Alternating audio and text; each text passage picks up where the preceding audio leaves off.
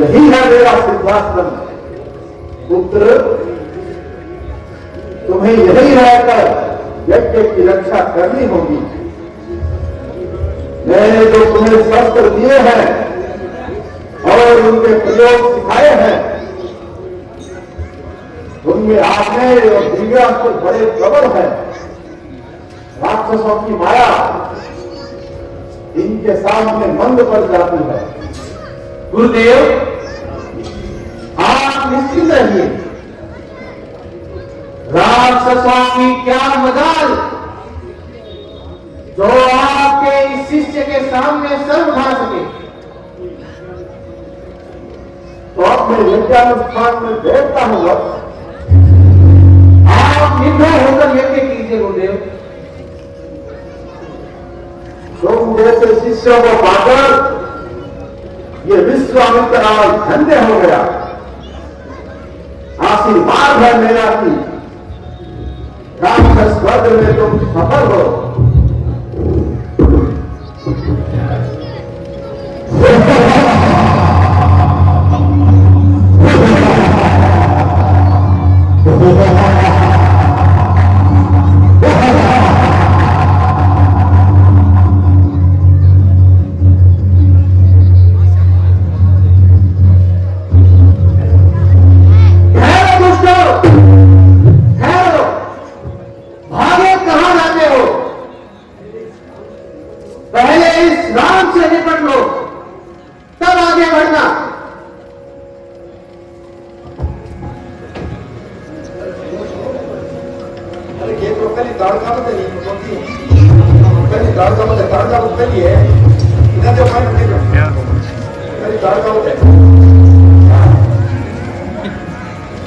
ले रहा है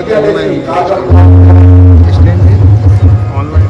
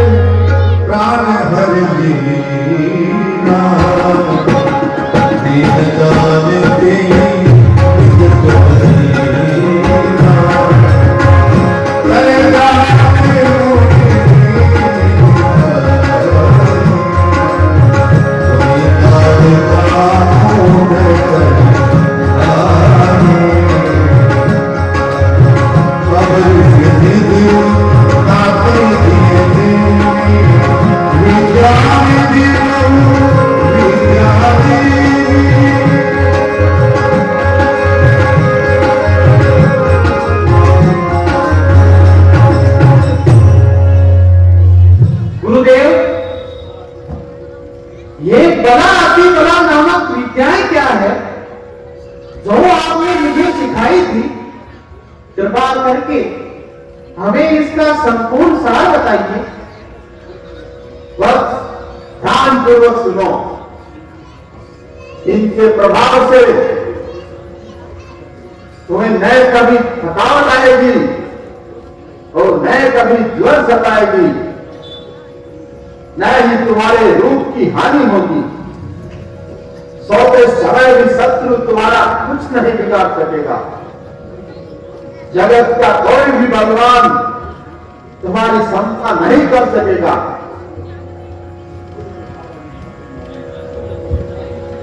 अद्भुत विद्याएं वाली मालूम होती है।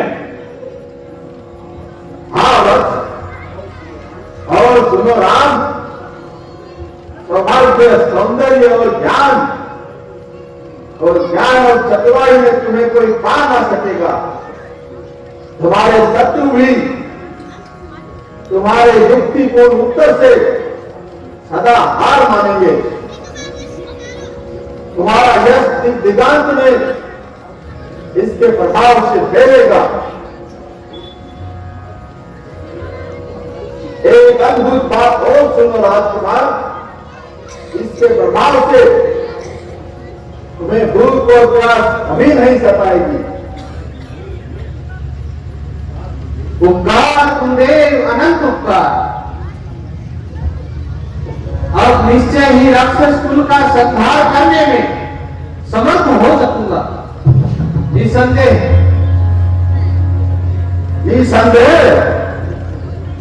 ये दोनों तेजस्वी विधायक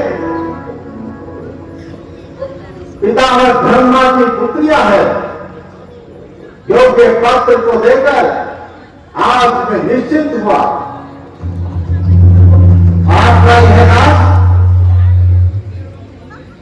अवश्य आपका यश विश्वव्यापी करने की चेष्टा करेगा। गुरुदेव, ये वहां क्या हो रहा है? ये आप भी लौटे कैसी, शोरगुल कैसा? राम, जिस काम के लिए तुम्हें मैं मान कर लाया हूं उसका समय अब आ गया है। अग्रसर हो बस। वो देखो सामने वह बाढ़ का वन है।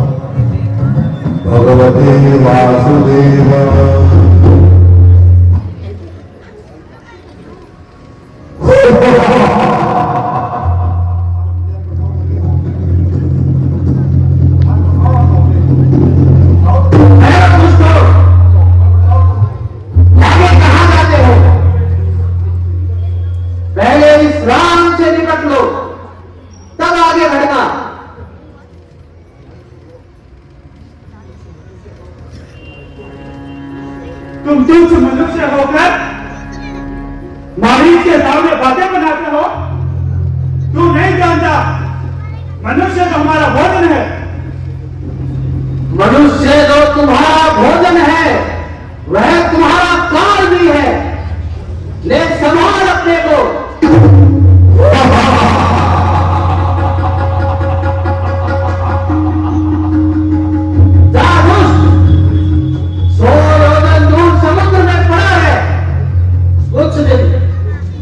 तुम्हें अभी मारने की आवश्यकता नहीं है।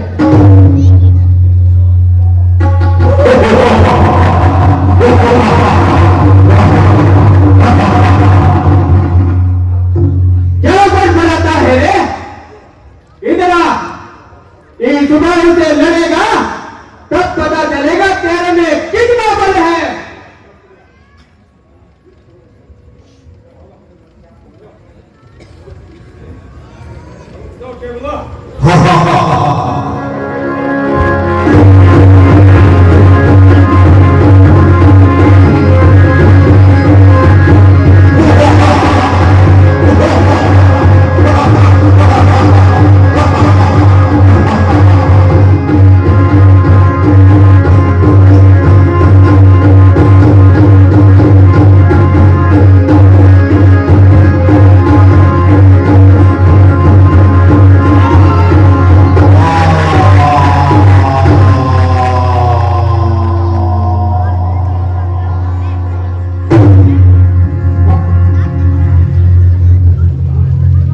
धन्य हो राम। राम तुम धन्य हो। विश्वामित्र के आराध्य तुम धन्य हो, आज में कृतार्थ हो गया। जय हो जगत उद्धारक, तुम्हारी जय हो।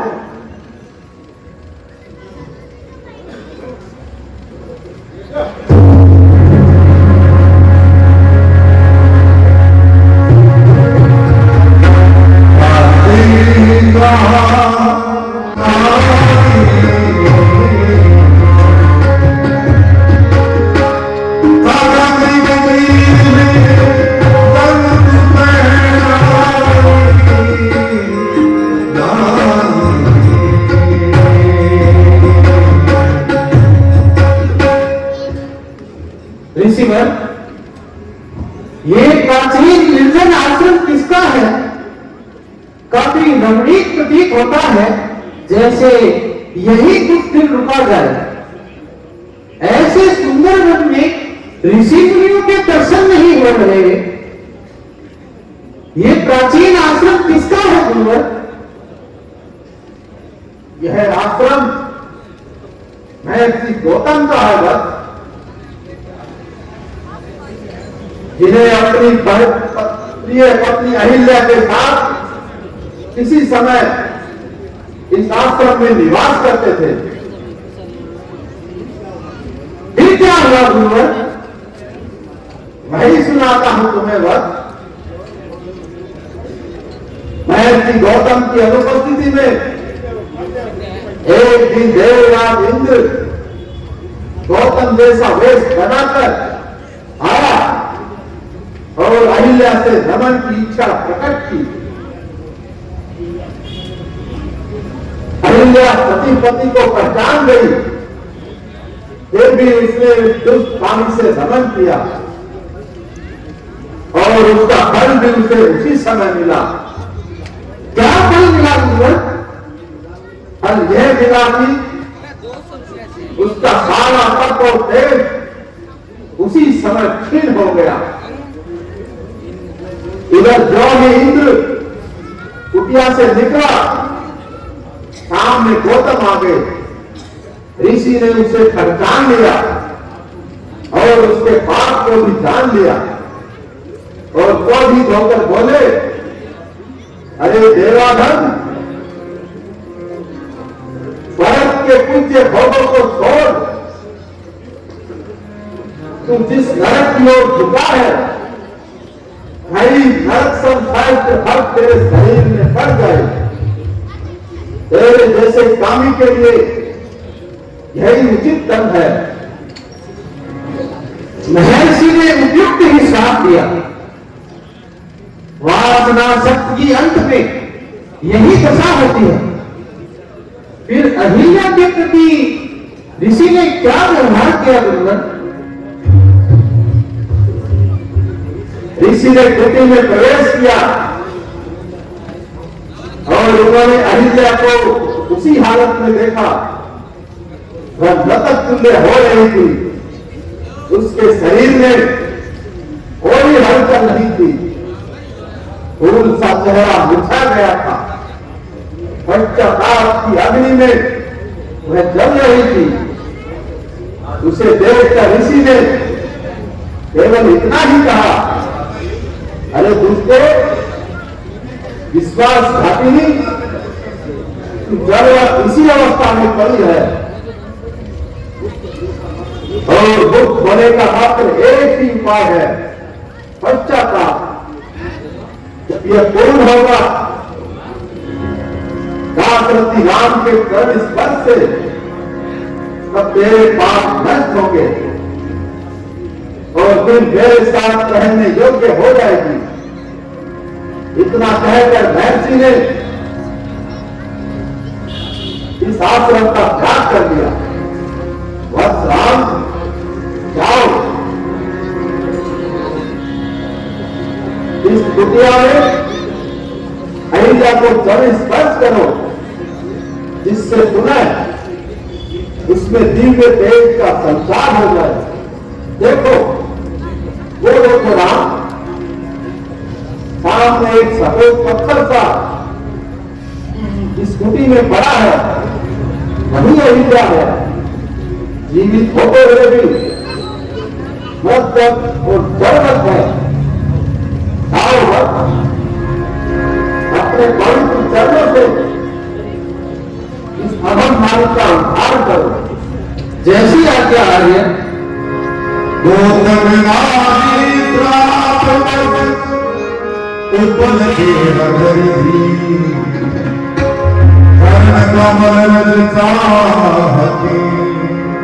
कृपा करो रघुवीर, पर सकल पद पावन सो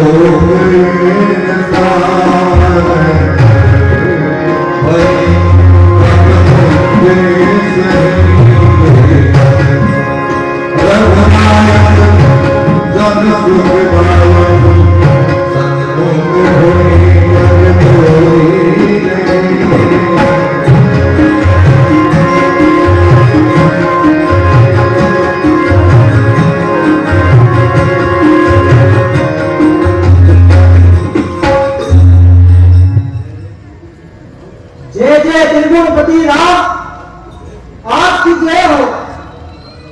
रघुपति राघव राम, आपकी जय हो। पतित पावन राम, आपकी जय हो। देवी, तुमने अपने पश्चाताप रूपी तपस्या के बल से गया हुआ तेज तक उन्हें प्राप्त कर लिया है।